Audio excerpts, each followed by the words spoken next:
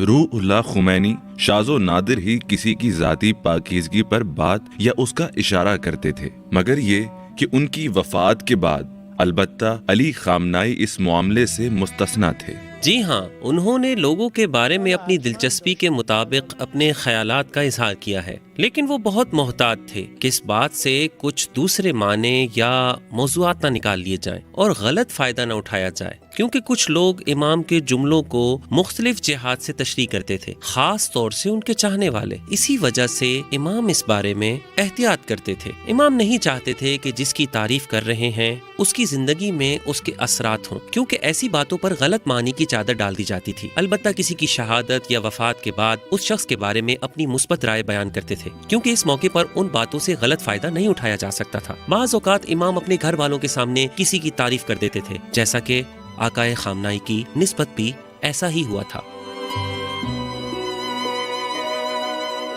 جمران میں روح اللہ خمینی کے گھر حزب جمہوری اسلامی کے اراکین سے ملاقات ہوئی۔ اس میں امام بار بار حزب کے ترجمان آقائے خامنائی سے مخاطب ہوتے تھے۔ میں حزب کے سارے اراکین سے آشنائی نہیں رکھتا، لیکن کچھ افراد جنہوں نے اس حزب کی بنیاد رکھی ہے انہیں میں جانتا ہوں۔ میں نے آقائے خامنائی کو بڑا کیا ہے، میں نے آقائے ہاشمی اور آقائے بہشتی کو پروان چڑھایا ہے، میں انہیں ابتدا سے آج تک دیکھ رہا ہوں۔ البتہ دوسرے کئی ایک افراد کو جانتا ہوں، لیکن ان سے زیادہ رابطہ نہیں رہا۔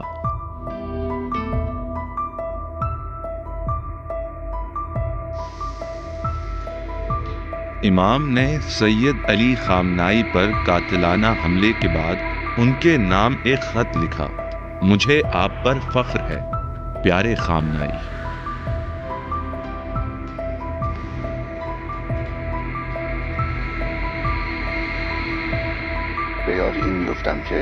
جب بھی میں تصور کرتا ہوں کہ یہ واقعہ باعث بنا ہے ہمارے عظیم الشان رہبر مجھ حقیر کی نسبت نگاہ لطف و کرم کر رہے ہیں اور میرے نام خط میں مجھ سے اظہار ہمدردی کی ہے، نیز ہماری عظیم اور مجاہد قوم میرے لیے دست دعا بلند کر رہی ہے، مجھے شرمندگی کا احساس ہوتا ہے۔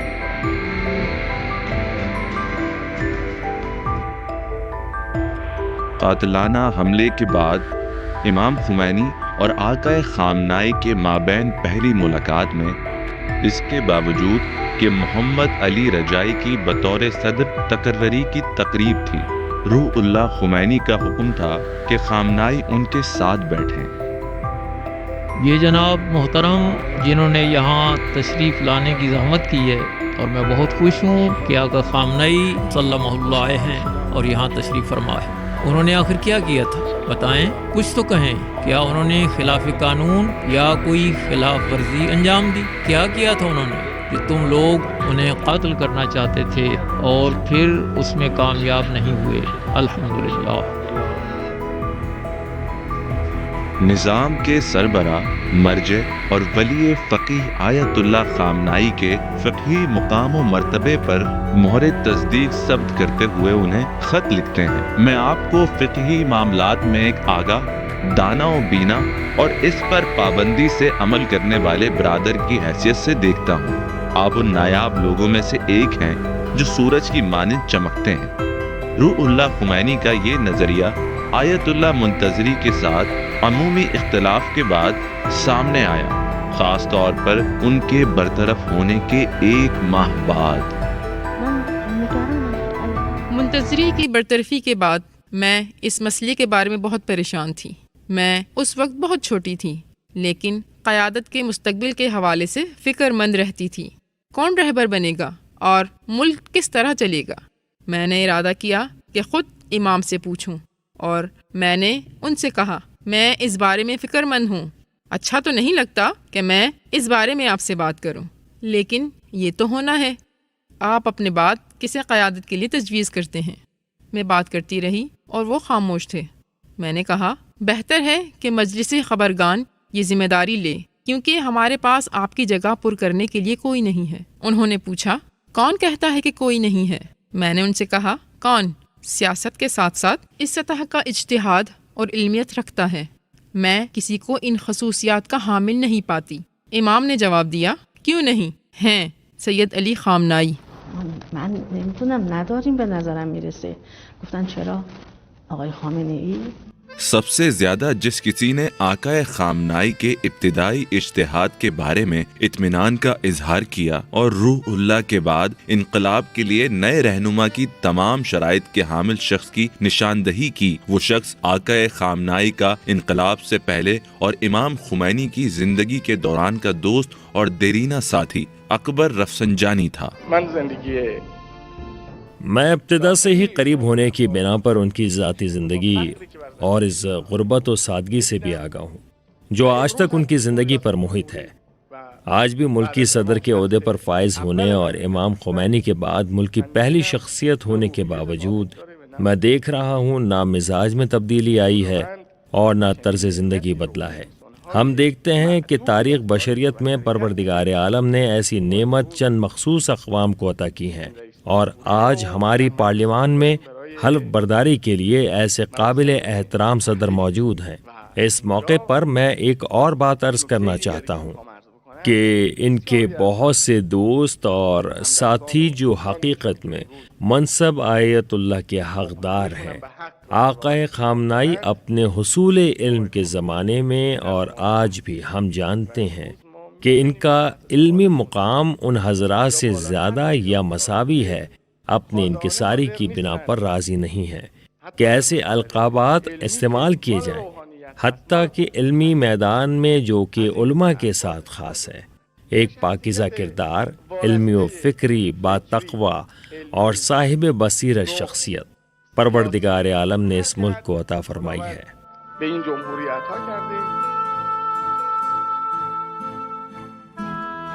رفسنجانی وہ گواہ ہیں جنہوں نے مجلس خبرگان رہبری میں امام خمینی کی وفات کے چند گھنٹوں بعد رہبر کے انتخاب کے لیے منعقد ہونے والے اجلاس میں بھی انہی خیالات کا اظہار کیا۔ ہم امام کے ساتھ محو گفتگو تھے اور ہماری تاکید یہ تھی کہ اگر آپ نے آقائے منتظری کو برطرف کر دیا تو ہم قیادت کے حوالے سے مشکل کا شکار ہو جائیں گے۔ شورا قیادت کی بہت زیادہ مشکلات ہیں اور امام بھی شورا قیادت کی طرف رغبت نہیں رکھتے تھے۔ فرد کے اعتبار سے ہم نے کہا فی الوقت ہمارے پاس ایسا کوئی فرد نہیں ہے جسے معاشرے کے سامنے پیش کر سکیں، کیونکہ ہمارا مفروضہ مرجعیت اور دوسرے مسائل کی بنیاد پر تھا۔ امام نے فرمایا کیوں نہیں ہے، آقا خامنائی ہیں۔ ان دنوں ہم اس بات کو تسلی قرار دے سکتے تھے چونکہ امام ہمیں مایوس نہیں کرنا چاہتے تھے اور توجہ دلا رہے تھے کہ کوئی راہ حل مل جائے، پریشان نہ ہو۔ ہم نے ان دنوں یہی طے کیا کہ اس بات کو عام نہ کریں، اور پھر یہ تھا۔ رفسنجانی ایک اور گفتگو کا حوالہ دیتے ہیں جو آقا احمد اور روح اللہ خمینی کے درمیان ہوئی تھی جب آقا خامنائی کا بیرونی دورہ جات پر استقبال کیا جا رہا تھا۔ تیسری مرتبہ اس بات کا ذکر احمد آقا نے کل ہم سے کچھ لوگوں کے درمیان کیا۔ انہوں نے کہا جب آقا خامنائی شمالی کوریا کے دورے پر تھے اور ان کے استقبال کی ویڈیو کوریا کے صدر جناب کیم ایل سونگ کے ساتھ ٹی وی سے نشر کی جا رہی تھی،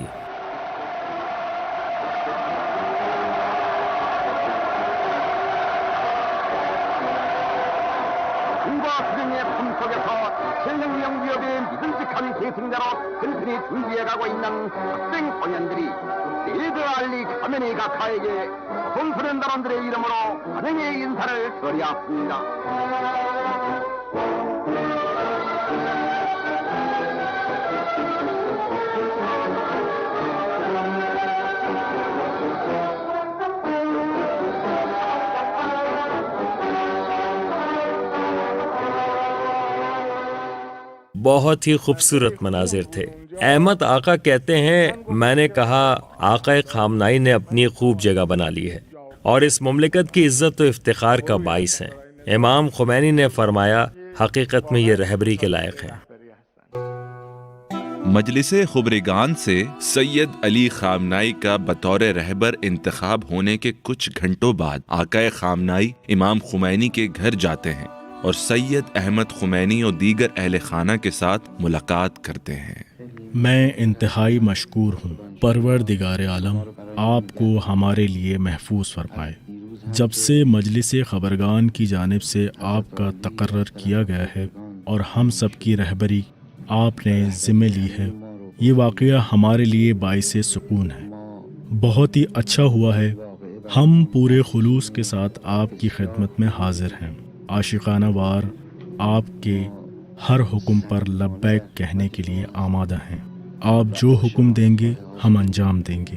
خدا کا شکر ہے ہمارے دشمنوں کو اندھوں کی طرح کچھ سجائی نہیں دے رہا، اور انہوں نے دیکھ لیا ہے کہ صرف چند گھنٹوں بعد اس مملکت نے اپنا رہبر متعین کر لیا ہے، اور وہ بھی آپ جیسا رہبر۔ ہم فتویٰ امام کے تحت آپ کو اپنا ولی تصور کرتے ہیں، اور ایک لمحے کے لیے بھی آپ کی حمایت اور احترام میں کمی نہیں کریں گے۔ نیز ہر وہ چیز جو ہمارا فریضہ ہے، آپ کے ماتحت رہتے ہوئے اس کی ادائیگی میں کوئی کوتاہی نہیں کریں گے۔ پروردگار عالم آپ کو ہمارے لیے محفوظ رکھے۔ میں انتہائی مشکور ہوں۔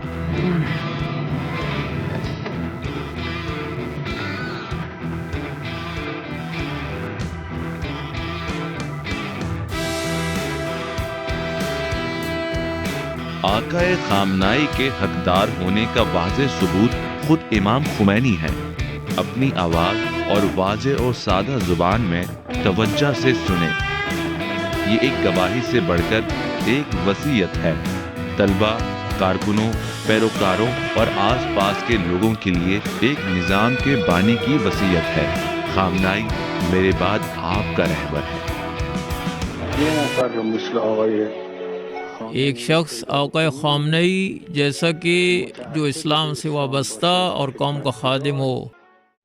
تو خامنائی تم ہو؟ میں نے کہا جی ہاں۔ پھر بولا اچھا تو یہ جس خامنائی کی باتیں کرتے ہیں وہ تم ہو؟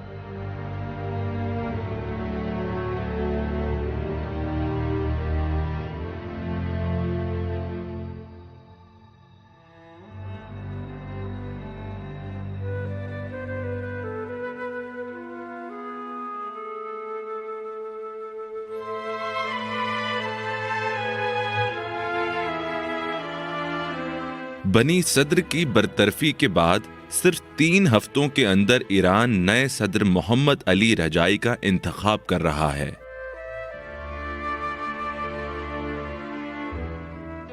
تین دن بعد صدر نے محمد جواد باہنر کا نام وزیر اعظم کے لیے پیش کر دیا۔ اگلے ہی دن پارلیمان نے باہنر کی وزارت عظمیٰ پر اعتماد کا ووٹ دے دیا۔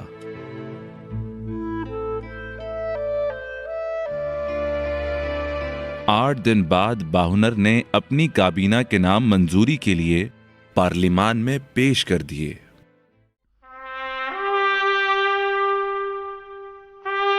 मजमूई तौर पर मैं अपने ईमान, एतकाद और दिल की अथाह गहराइयों के साथ और कुर्बतन इलल्लाह इस काबीना पर एतमाद का इजहार करता हूँ। बाहुनार की काबीना मंजूरी के बाद 2 हफ्ते से भी कम वक्त में बतारीख 28 अगस्त 1981 को एक जबरदस्त धमाके ने वजीर आजम के दफ्तर को हिला कर रख दिया, जिसकी जिम्मेदारी मुजाहिदीन खल्क ने कबूल कर ली। रजाई और बाहुनार दोनों शहीद हो गए। هر دم از این رهگذار رهگذری می رود در پی مردان مرد پی سپری می رود عرصه نگردد تهی گرچه ز همسنگران گه جگری می درند گاه سری می رود روزن فتح و ظفر بسته نخواهد شدن گر ز قضا ناوکی بر قدری می رود راه رجا بسته نیست گرچه رجا سید علی خامنائی کھڑے ہو جاتے ہیں تاکہ اپنے دوست کے لیے رحمت کی دعا کریں۔ وہ رجائی سے پیار کرتے تھے اور ان کے بارے میں خاص جذبات رکھتے تھے۔ به خدا قسم در میان شما خدا کی قسم آپ کے درمیان ہزاروں رجائی اور باہنر ہیں۔ خدا کی قسم آپ جوانوں کے درمیان، آپ مردوں اور عورتوں کے درمیان ہزاروں ایسے ہیں جو امریکہ سے ڈٹ کر مقابلہ کریں گے۔ امریکا ستیزه خواهد کرد.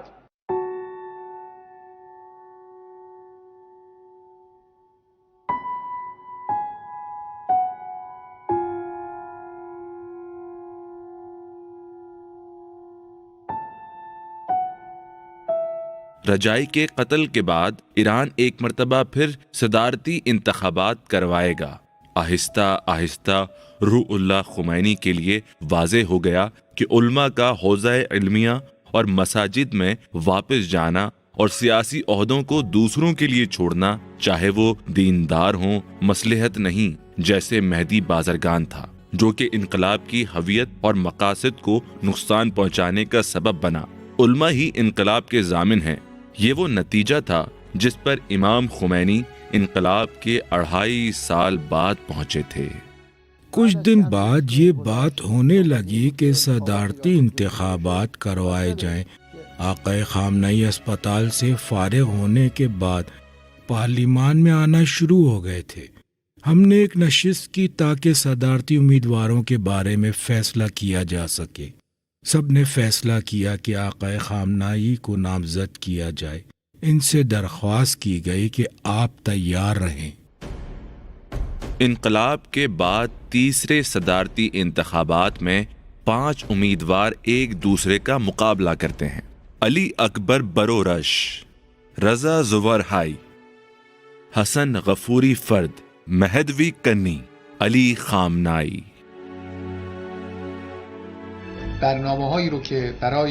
صدر کے نزدیک جو لاحہ عمل ضروری ہونا چاہیے اسے ترتیب بار یوں تقسیم کر سکتا ہوں کہ معاشی پالیسیاں۔ ملک میں معاشی پالیسیوں کا فائدہ لازمی طور پر کمزور اور نادار طبقے تک پہنچنا چاہیے، اور ان تک پہنچنا چاہیے جو ملکی انتظامی مراکز سے دور علاقوں میں زندگی بسر کر رہے ہیں۔ ووٹوں کی گنتی کے ابتدائی اوقات میں ہی سید علی خامنائی نمایاں برتری کے ساتھ صدر منتخب ہو گئے تھے۔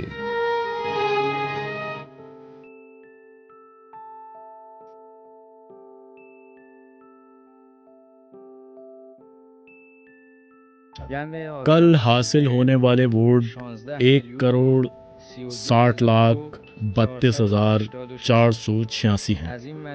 ان میں سے 1,42,45,845 ووٹ آقائے سید علی خامنئی کے حق میں ڈالے گئے ہیں۔ سید علی خامنائی انقلاب کی تاریخ میں سب سے زیادہ ووٹ حاصل کرتے ہیں۔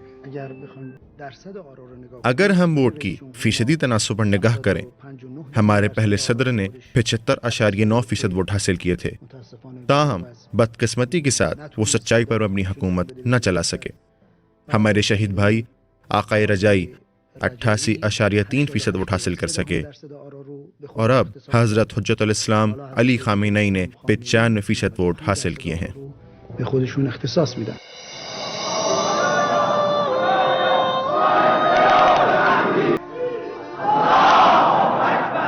بسم الله الرحمن الرحیم۔ الحمد لله الذي صدقنا وعده وأورثنا الأرض نتبوأ من الجنة حيث نشاء فنعم اجر العاملین۔ اللہ تبارک و تعالیٰ کی مدد، نبی اکرم صلی اللہ علیہ وآلہ وسلم اور ائمہ اطہار علیہم السلام کی پیروی کرتے ہوئے میں وعدہ کرتا ہوں کہ اس قوم نے جو مجھے اقتدار مقدس امانت کے طور پر سونپا ہے، اس کی نسبت نیک نیت، امانت دار، وفادار اور اس کا رازدار رہوں گا۔ صدر منتخب ہو جانے کے بعد اب وزیر اعظم کو نامزد کرنے کا مرحلہ ہے۔ حزب جمہوری کے رکن جناب میر حسن موسوی کا نام عوام کے سامنے آتا ہے۔ 29 اکتوبر کو سید علی خامنائی نے پارلیمان سے اعتماد کا ووٹ حاصل کرنے کے لیے میر حسن موسوی کو بطور وزیر اعظم نامزد کر دیا۔ 3 دن بعد وزیر اعظم نے اپنی کابینہ کے نام منظوری کے لیے پارلیمان کے سامنے پیش کیے، جنہوں نے بہت جلد پارلیمان سے اعتماد کا ووٹ حاصل کر لیا۔ سیاسی استحکام کے بعد اس ملک کا اہم ترین مسئلہ جنگ تھا۔ مرکزی دفاعی کونسل میں کیا امور زیر بحث آئے ہیں؟ شروع کرتا ہوں اللہ کے نام سے جو بڑا مہربان اور نہایت رحم والا ہے۔ کل رات نسبتاً ایک لمبی نشست میں زیادہ وقت فوج کے انتظامی ڈھانچے پر نظر ثانی کرنے والے کمیشن کی رپورٹ پر صرف ہوا، جو وہ دفاعی کونسل کے سامنے پیش کر رہا تھا۔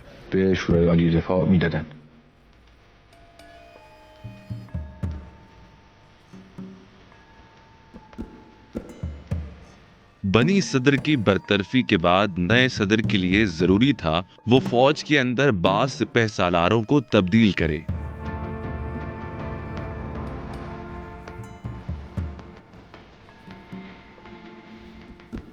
ستمبر 1981 سے مارچ 1982 تک، یعنی 6 مہینے تک ایران نے 4 بڑے حملے کیے، ایسی نئی اسٹریٹجی کے ساتھ کہ جس میں فوج اور سپاہ کی ہم آہنگی پائی جاتی تھی۔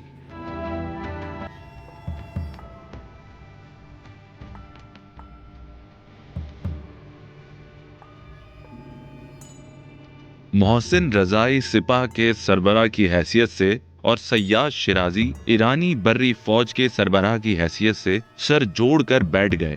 بنی صدر کے بعد ان دونوں کے اکٹھے ہونے کی وجہ سے جنگ پر مثبت اثرات مرتب ہوئے۔ یہ ایسا اتحاد تھا جس کا سید علی خامنائی سے مضبوط تعلق تھا۔ انہوں نے بہت ہی کم وقت میں غیر معمولی فتوحات کی۔ 27 ستمبر 1981 کو پہلی کامیابی حاصل ہوئی جب آبادان کا محاصرہ توڑ دیا گیا۔ اس واقعے نے مسلط کردہ جنگ کی تاریخ، حکمت عملی اور اسٹریٹجک پوزیشن کو معکوس کر دیا۔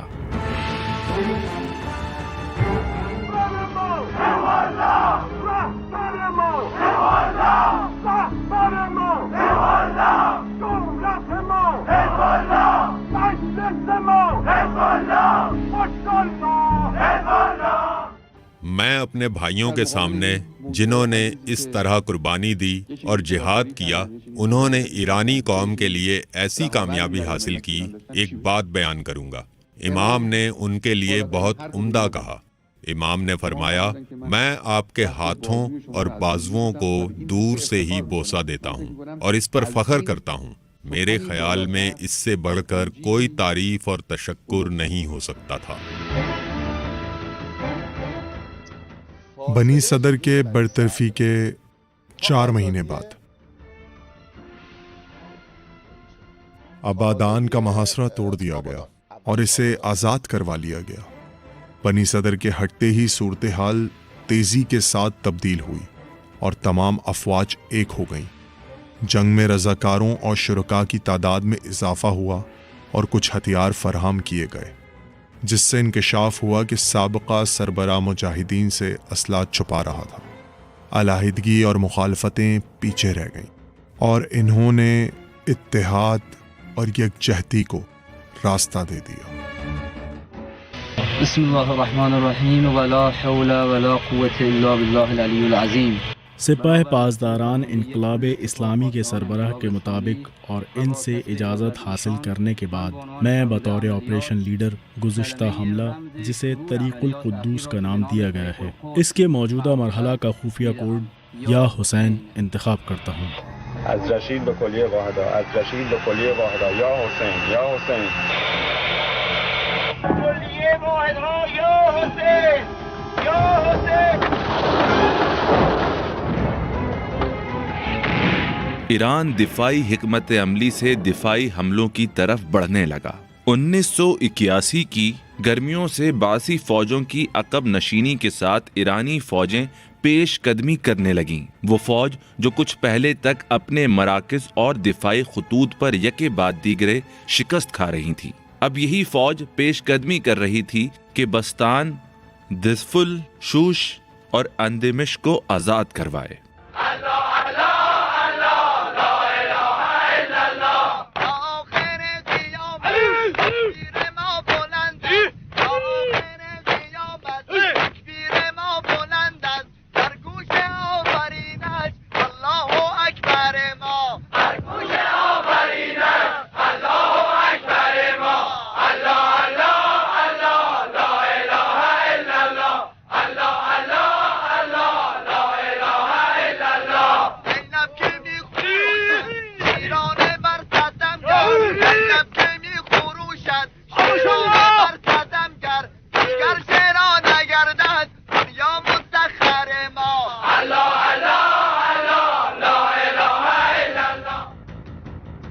بسم الله القاسم الجبارین یا زهرا۔ ایرانی فوجوں کے دباؤ نے باسی فوجوں کو جنوبی ایران سے عقب نشینی پر مجبور کر دیا اور انہوں نے 4500 مربع کلومیٹر کا علاقہ چھوڑ دیا۔ باسی فوجیں خرم شہر کی دیواروں سے جا لگیں، جسے انہوں نے اپنا مضبوط دفاعی مورچہ بنا لیا تھا۔ ان برسوں میں نے شام کے بہت سارے دورے کیے اور حافظ الاسد سے ملاقات کی۔ تقریباً ہر کارروائی کے دوران ہم شام جاتے تھے۔ حافظ اسد نے مجھ سے کہا، اگر آپ نے خرمشہر کو آزاد کروا لیا تو دنیا مان لے گی کہ آپ فاتح ہیں، لیکن اگر آپ اس کے علاوہ کہیں کہ ہم نے فلاں علاقہ یا فلاں علاقہ آزاد کروا لیا تو دنیا توجہ نہیں کرے گی۔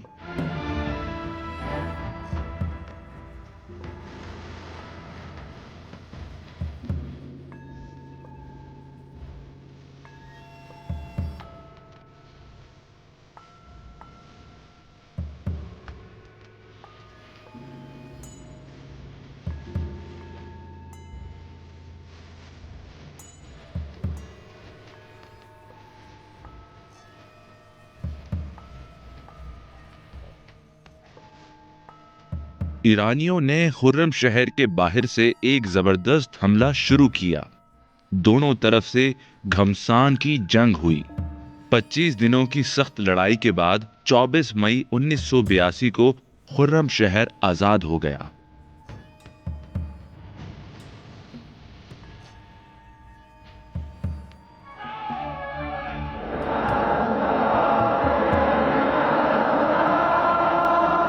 حي على الفلاح حي على الفلاح۔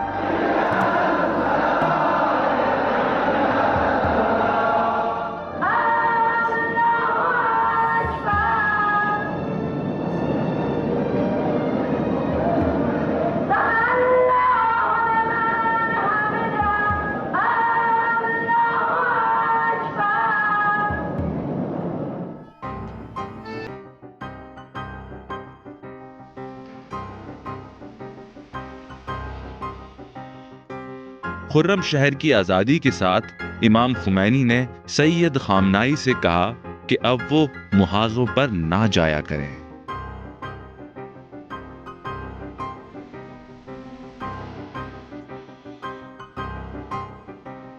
جنگ کے ابتدائی دنوں میں جب دشمن اہواز کے قریب دوبھردن علاقے میں تھا، آقائے خامنائی سب سے آگے تھے۔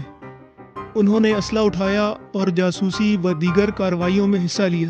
محاذ پر اسی قسم کے حالات تھے کہ جب ایک مسجد میں ان پر قاتلانہ حملہ ہو گیا، ان کو شدید چوٹیں آئیں۔ اس واقعے کے بعد بعض دوسری اہم شخصیات بھی قاتلانہ حملے کا شکار ہوئیں۔ ہم نے ایک ہی وقت میں 72 اہم حکومتی عہدیدار گنوا دیے۔ ان میں سر فہرست شہید بہشتی تھے۔ اس قدر زیادہ خلا پیدا ہو جانے کی بنا پر امام نے انہیں محاذوں پر جانے سے روک دیا۔ فروری 1983 کو ہاشمی رفسنجانی امام کے حکم سے جنگ کے چیف کمانڈر مقرر ہو جاتے ہیں۔ اس زمانے میں محاذ پر امام کے نمائندے آقائے رفسنجانی تھے اور باقی معاملات جنگ کے آخر تک ویسے ہی تھے۔ آقائے خامنائی ملک کے صدر اور دفاعی کونسل کے سربراہ تھے اور اس طرح وہ اپنا کردار جاری رکھے ہوئے تھے، لیکن جنگ کی سربراہی آقائے رفسنجانی کے پاس تھی۔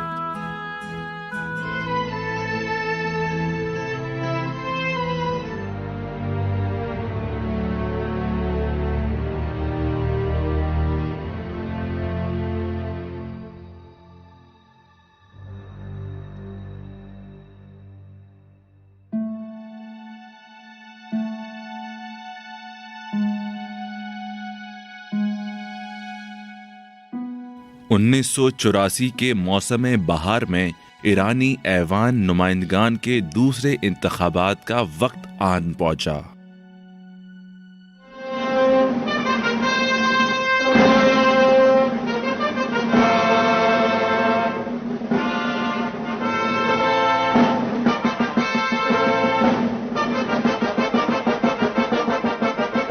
پارلیمان کے مشترکہ نتائج بائیں بازو کے حق میں تھے۔ اس کے نتیجے میں میر حسن موسوی، جو سوشلسٹ معاشی پالیسیز کا حامی تھا، اس نے ریاستی معیشت کی تعمیر اور استحکام کو اسی نہج پر چلانا شروع کر دیا۔ صدر، جو کہ قریب سے حکومتی اقدامات پر نظر رکھے ہوئے تھے، آہستہ آہستہ ان معاشی پالیسیز کے مخالف ہو گئے۔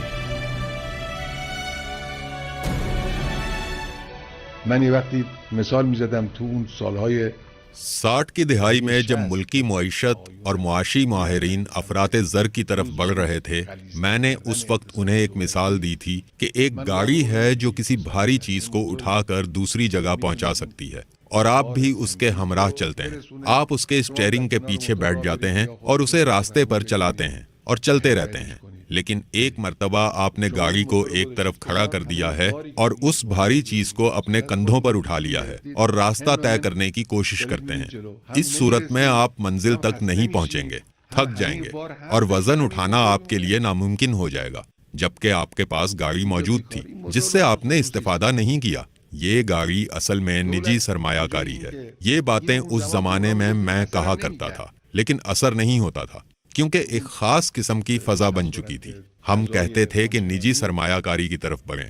امام بھی جس قدر تاکید کرتے تھے کہ عوام کو دے دیں، یہ لوگ کہتے تھے کہ یہاں عوام سے مراد نجی شعبہ نہیں ہے۔ یہ لوگ امام کی رائے کو توجیہ کیا کرتے تھے، کہتے تھے کہ عوام سے مراد نجی شعبہ نہیں بلکہ عوامی خدمت مراد ہے۔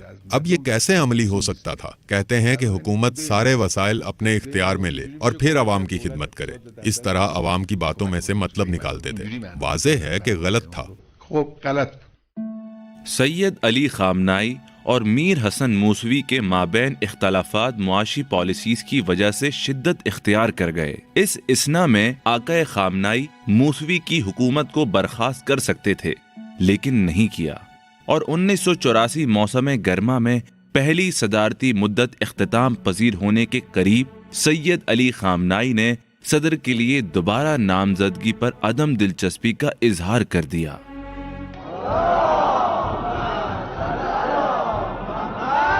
چودہ اگست 1984 کو امام خمینی کے حکم پر آقا خامنائی نے چوتھے صدارتی انتخابات میں حصہ لیا اور 16 ملین ووٹوں میں سے 14 ملین ووٹ حاصل کر کے کامیاب ہوئے۔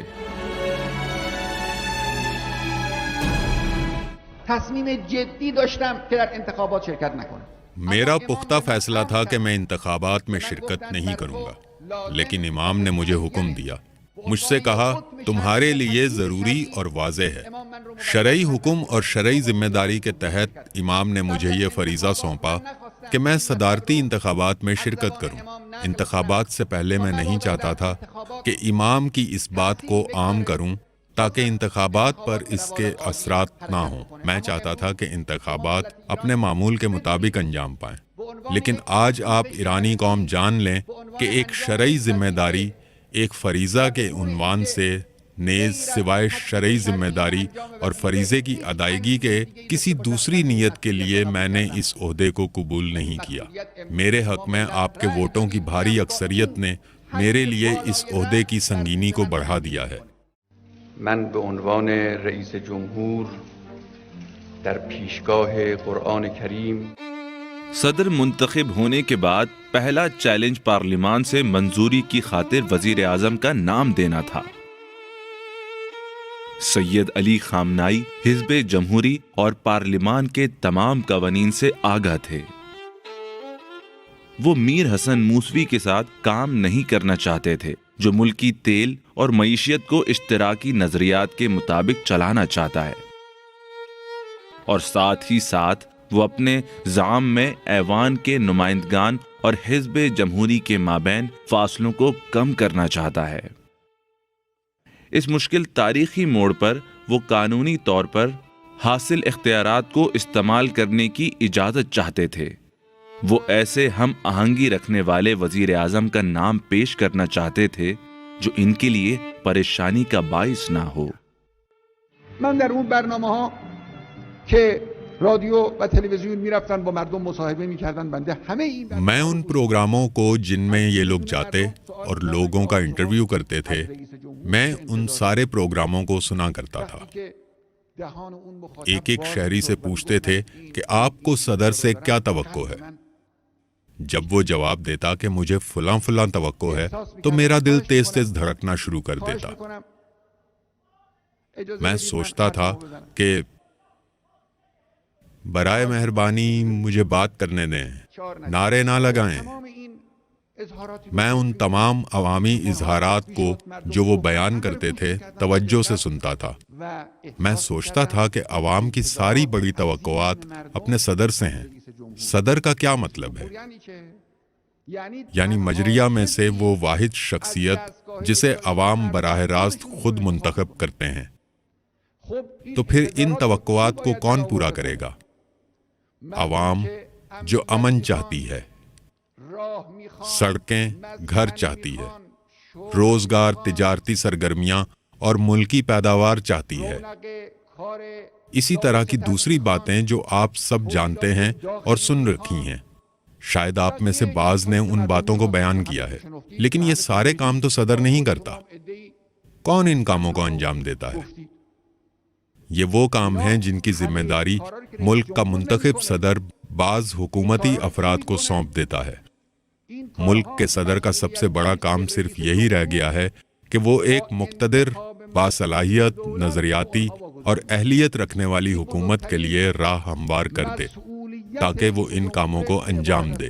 انتخاب یک دولت قادر باصلاحیت مکتبی توانای بکار و آماده برای انجام این مسئولیت‌ها۔ دوسرے صدارتی دور میں انہوں نے عید کے دن تقریر کی اور واضح طور پر کہا کہ وہ وزیر اعظم کو تبدیل کرنا چاہتے ہیں۔ یہ واقعی ایک برا کام ہے کہ ملک کے صدر اور امام کے بعد مملکت کی دوسری اہم شخصیت اپنی تقریر میں کہیں کہ وہ وزیر اعظم تبدیل کرنا چاہتے ہیں اور پھر اس کام کو نہ کریں۔ لیکن آقائے خامنئی ان باتوں کو اہم نہیں سمجھتے تھے۔ وہ خود کو امام خمینی پر نثار کر دیتے تھے۔ وہ اپنے مقاصد کو آگے بڑھانے کی خاطر امام خمینی کا نام استعمال نہیں کرتے تھے۔ یہ چیز خداوند کے ہاں ضائع نہیں ہوتی۔ ایشون نظرش نبود آقای موسوی بشه۔ مثال کے طور پہ وہ نہیں چاہتے تھے کہ میر حسین موسوی ان کا وزیر اعظم ہو، لیکن جب سنا کہ امام اس بات کو کسی دوسرے زاویے سے دیکھ رہے ہیں، یعنی جب صدر تبدیل نہیں ہوا تو وزیر اعظم کیوں تبدیل ہونا چاہیے، یوں ہی انہیں اندازہ ہوا کہ امام کی رائے ان کی ذاتی رائے سے مختلف ہے، فوراً امام کے مطابق موسوی کو بطور وزیر اعظم نامزد کر دیا گیا۔ اگرچہ امام کو توقع تھی کہ ان کی طرف سے مخالفت ہوگی، لیکن ایسا کچھ نہ ہوا۔ منتخب صدر اپنے ولی فقیہ کے پابند تھے، لہٰذا کسی تاخیر اور اعتراض کے بغیر میر حسن موسوی وزیر اعظم بن گیا اور اس نے بائیں بازو کے اراکین پارلیمان سے اکثریت حاصل کر لی جو اس کی معاشی پالیسی سے متفق تھے۔ موسوی نے بہت جلد آقائے خامنائی کے قریبی لوگوں کے نام وزراء کی فہرست سے نکال دیے۔ اس کے باوجود آقائے خامنائی نے کسی مخالفت یا منفی رائے کا اظہار نہیں کیا۔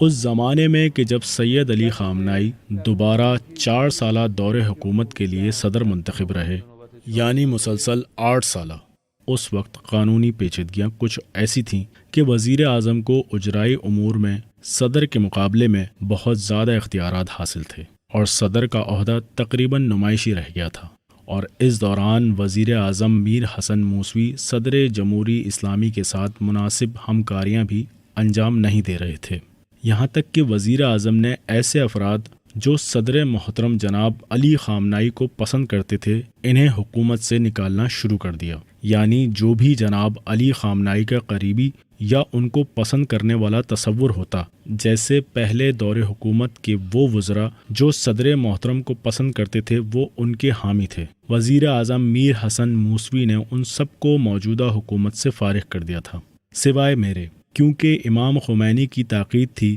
کہ میں وزارت خارجہ میں باقی رہوں، ورنہ اگر یہ تاکید نہ ہوتی تو میں بھی نکال دیا گیا ہوتا، لہٰذا میں وہ واحد حکومتی عہدیدار تھا جو صدر محترم جناب علی خامنائی کا دوست بھی تھا۔ میر حسین موسوی نے ایک ہم آہنگ اور ہم صدا حکومت تشکیل دی جس کا جھکاؤ واضح طور سے بائیں بازو کی طرف تھا اور پارلیمنٹ سے بھی اعتماد کا ووٹ حاصل کر لیا تھا۔ اسی کے ساتھ صدر محترم جناب علی خامنائی نے بھی ان کے ساتھ کام کرتے رہنے کو جاری رکھا اور ملک کو اندرونی اختلافات کے نقصانات سے دور رکھنے کی پوری کوشش کی۔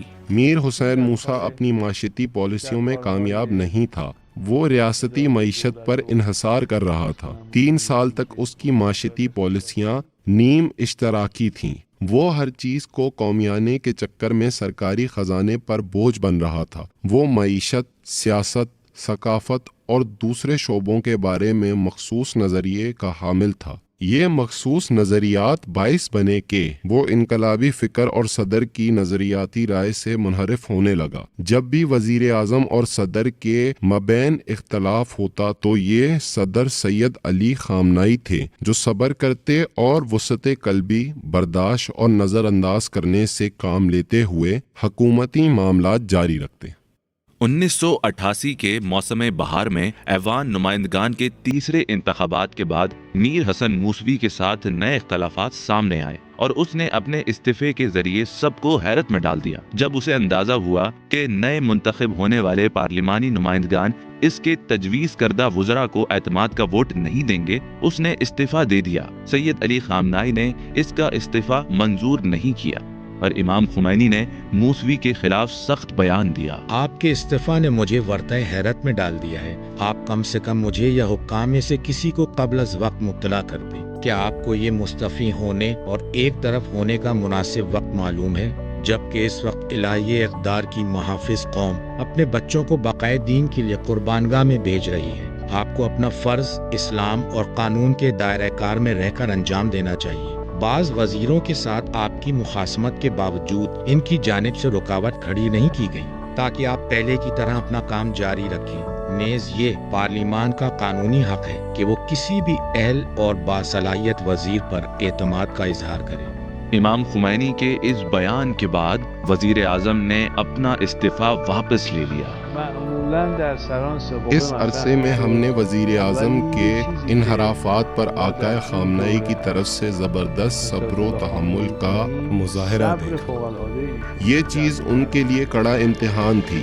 شاید یہی امتحان تھا کہ جو باعث بنے امام خمینی نے اپنے بعد آقائے خامنائی کی رہبریت پر زور دیا۔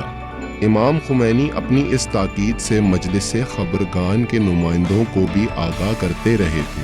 یہ چیزیں سبب بنی کہ انہوں نے امام خمینی کے بعد آقائے خامنائی کو رہبری کے لیے منتخب کیا۔ یہ سب کچھ وزیر اعظم کی سرکشی اور عدم تعاون پر صبر کرنے اور نظام کو باقی رکھنے کی کوشش کرنے کی بنیاد پر ہوا۔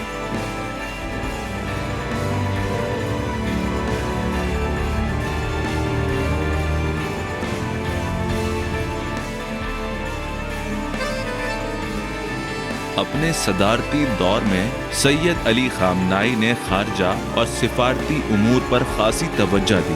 اس کا اظہار ان کے مسلمان، عربی، مشرقی اور مغربی ممالک کے دورہ جات میں ہوا۔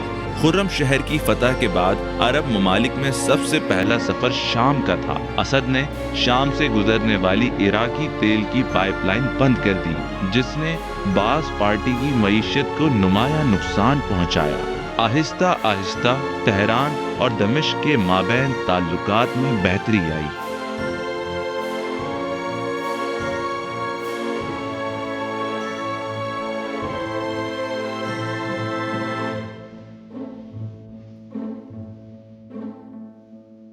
استقبال ہوا جس کے باعث امریکی صدر ریگن کا میرے بعد طے شدہ دورہ پاکستان اس کی جانب سے منسوخ کر دیا گیا، کیونکہ انہوں نے محسوس کیا اس استقبال کے بعد پاکستان جانا ہماری تذلیل ہے۔ وہ پریشان تھے کہ یہ پاکستانی کس طرح ایک ایرانی صدر کے استقبال کی خاطر سڑکوں پر نکل آئے ہیں، جبکہ اگر وہ آتا تو ایسا کچھ نہیں ہوتا، لہٰذا اس نے اپنی ذلت محسوس کی۔ افریقی براعظم ایرانی صدر کے بیرونی سفر میں ایک نمایاں مقام رکھتا تھا۔ سید علی خامنائی نے افریقہ میں موزمبیق، تنزانیہ، انگولا اور زمبابوے کا دورہ کیا۔ آقائے خامنائی کے لیے افریقہ کا دورہ اسلامی انقلاب اور اس کے اصولوں کو بیان کرنے کا اہم موقع تھا، نیز امریکی اور یورپی استعماری نظاموں کے خلاف اپنے اتحادی بنانے اور انہیں اس مقابلے میں شامل کرنے کا وقت تھا۔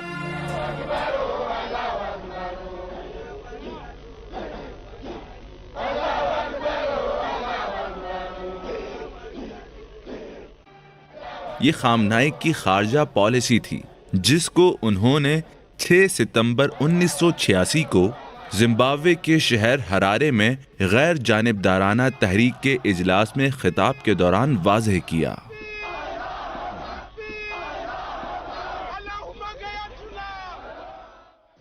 آقای رئیس، رؤسای محترم جمهور و دولتها، جناب صدر، مختلف ممالک کے محترم صدور، نمائندہ وفود اور معزز حاضرین، آئیں کچھ دیر کے لیے اس بڑی اور پریشان حال دنیا کو دیکھیں، اپنے حالات، مقامی مسائل اور وقتی مشکلات سے بالاتر ہو کر دیکھیں۔ ایک جملے میں اصل مشکل یہ ہے کہ دنیا نے استعماری نظام کو تسلیم کر لیا ہے۔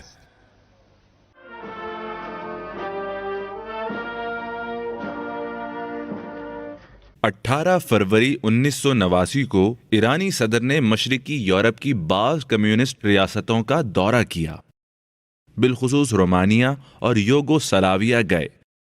اسی طرح بوسنیا اور ہرزیگووینا کا بھی دورہ کیا۔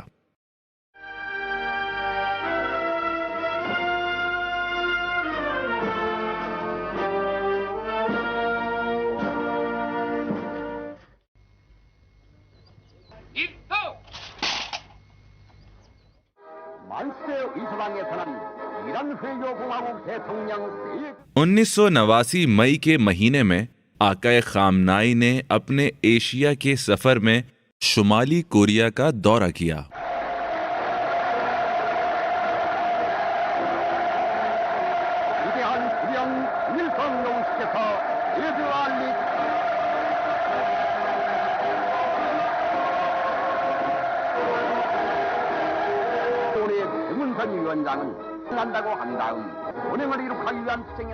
انقلاب اسلامی ایران یک پدیده عظیم ایران کا اسلامی انقلاب بہت ساری جہاد کے ہمراہ ایک عظیم قوت کا مظہر ہے۔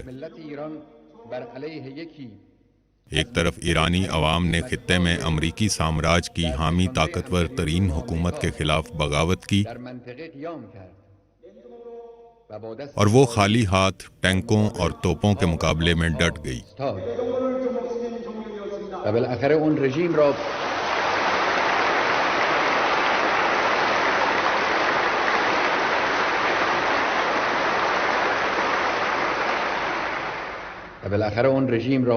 آخرکار اس حکومت کا مکمل خاتمہ کر دیا۔ امریکہ جیسے ملک خود کو یہ حق کیوں کر دیتے ہیں کہ اپنی سرحدوں سے میلوں دور خلیج فارس کے علاقے میں یا شمالی کوریا کے جزیرے میں اپنی عسکری افواج کو اتاریں؟ ہم واضح کر دینا چاہتے ہیں کہ دنیا میں امریکہ اور کسی بھی دوسرے ملک کو یہ حق حاصل نہیں ہے۔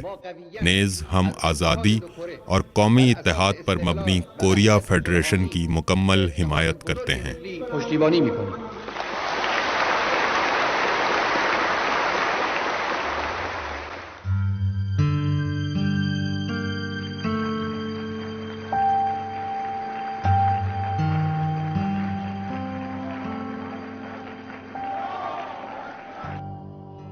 General Assembly, I have the honor to welcome to the United Nations the President of the Islamic Republic of Iran, His Excellency Hojat al-Islam Sayyid Ali Khamenei, and to invite him to address the Assembly.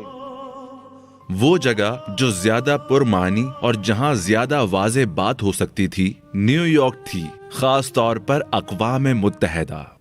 درودی سپاسگزارانه اے خدا، میری اور میری قوم کی جانب سے عظیم انبیاء، خاص طور پر حضرت ابراہیم علیہ السلام، حضرت موسیٰ علیہ السلام اور حضرت عیسیٰ علیہ السلام اور حضرت محمد صلی اللہ علیہ وآلہ وسلم پر درود و سلام بھیج۔ ہمارے انقلاب نے ثابت کر دیا ہے کہ عالمی استعماری طاقتوں کی مداخلت کے راستوں کو بند کیا جا سکتا ہے اور ان کی بدماشی کو سنجیدہ نہ لیا جائے، انہیں اہمیت نہ دی جائے۔ صرف شرط یہ ہے کہ ہر مادی طاقت سے بالاتر طاقت و اقتدار پر یقین رکھتے ہوں، یعنی خدا پر۔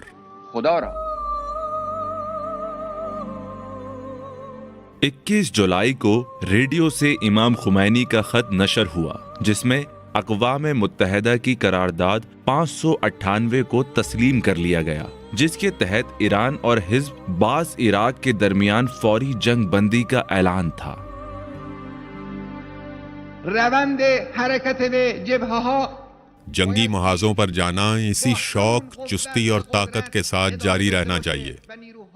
ہماری تازہ دم اور طاقتور افواج تیار ہیں کہ اگر دشمن ہمیں دھوکہ دینے کا سوچے تو بر وقت اور برق رفتاری کے ساتھ اس کو جواب دے سکیں۔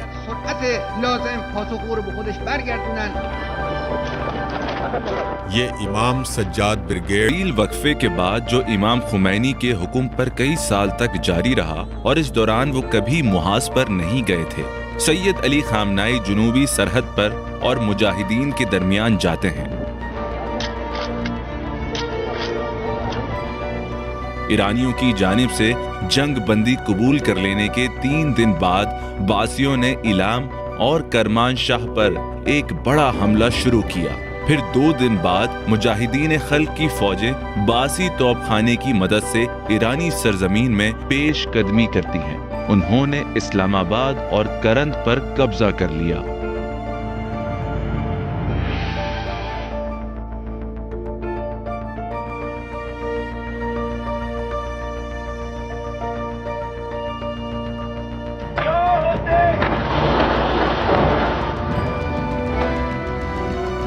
اس موقع پر فوج، سپاہ، بسیج اور تمام قبائل متحد ہو کر مقابلہ کرتے ہیں، ایک دفاعی جنگ جو مرصاد کے نام سے جانی جاتی ہے۔ سید علی خامنائی براہ راست اس حملے کی نگرانی کر رہے تھے۔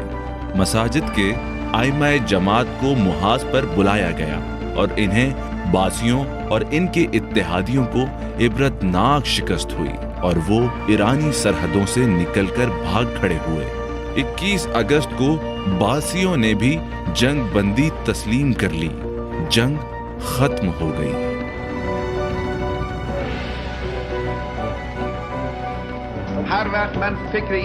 मैं जब भी इस जंग, राह शहादत और इज्जत और खून के रास्ते के बारे में सोचता हूँ कि ये ख़त्म हो जाएगा और हम यूं ही रह जाएंगे और फिर बाद में मिसाल के तौर पर किसी एक्सीडेंट में मर जाएं, तो हमें क्या नेकी हासिल होगी। खुदा गवाह है कि इस बात के तसव्वुर से इस कदर ज़्यादा मेरे दिल पर बोझ हो जाता है और आरजू करता हूँ, ये वो दुआ है जो मेरे दिल से निकलती है, ऐ काश हमारी मौत भी आपके बच्चों जैसी होती।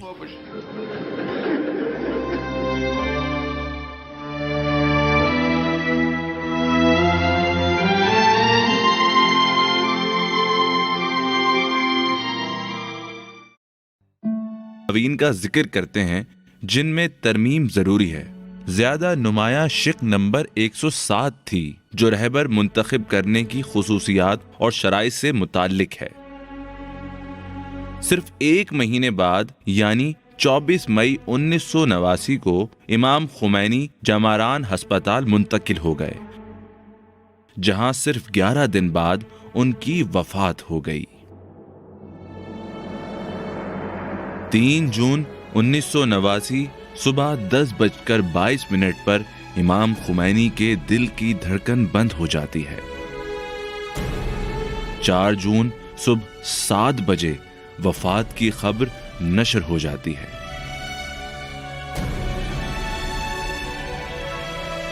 4 जून 1989 को सुबह 8:30 बजे नए रहबरे इनकलाब के इंतखाब की खातिर मजलिसे खबरगान रहबरी का बाकायदा इजलास होता है।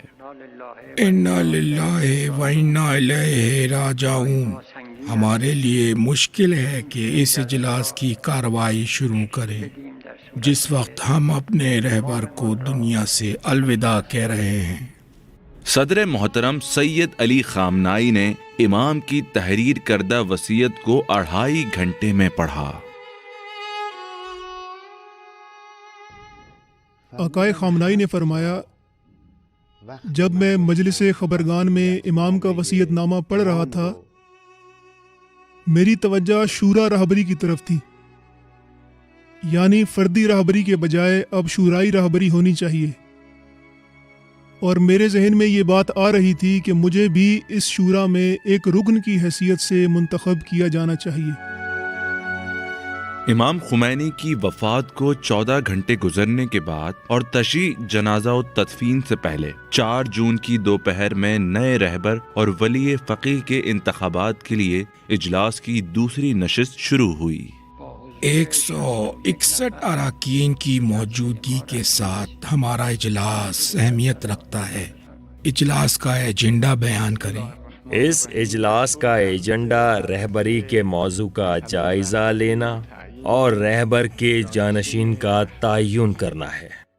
अरकान ने नए रहबर की खुसूसियात और शराइत पर बात करना शुरू की। सारी गुफ्तगू 2 महवर के गिर्द घूम रही थी कि रहबरियत की अमली शक्ल क्या हो और इसके लिए जरूरी शराइत क्या होनी चाहिए। इस इजलास में हाजरीन अपने आप से यही 2 सवाल पूछ रहे थे। आइंदा के रहबर के लिए मर्जियत की शर्त है या सिर्फ इज्तिहाद काफी है? इमाम खुमैनी के बाद रहबरियत की शक्ल इनफरादी है, यानी एक शख्स के जिम्मे तमाम उमूर होंगे, या शौराई है जिसमें कुछ रुकन मिलकर इस जिम्मेदारी को निभाएंगे।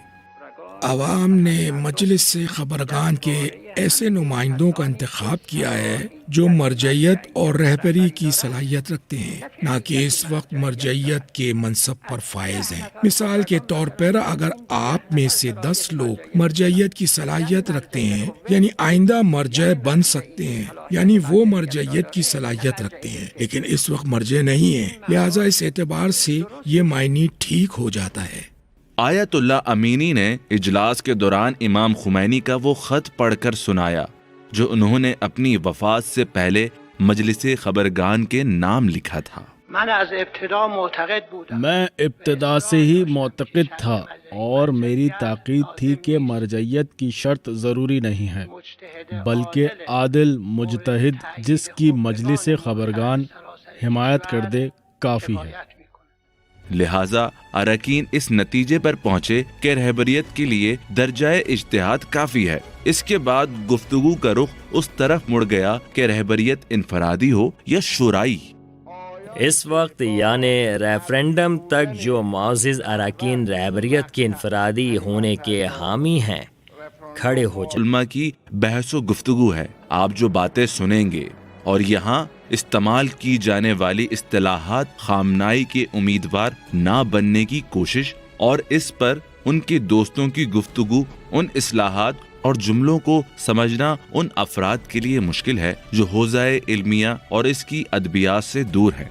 آقا خامنائی نے جو واضح اور سخت الفاظ سے 2 ہفتے پہلے جب یہ بات ہو رہی تھی اور انہوں نے اس کا اظہار کیا تھا تو میں نے سنجیدگی کے ساتھ انہیں کہا، میں یقینی طور پر اور سختی کے ساتھ اس بات کو قبول نہیں کروں گا۔ علاوہ عظیم واقعی میں اس مقام کے لائق نہیں ہوں، اسے میں خود جانتا ہوں اور آپ حضرات بھی آگاہ ہیں۔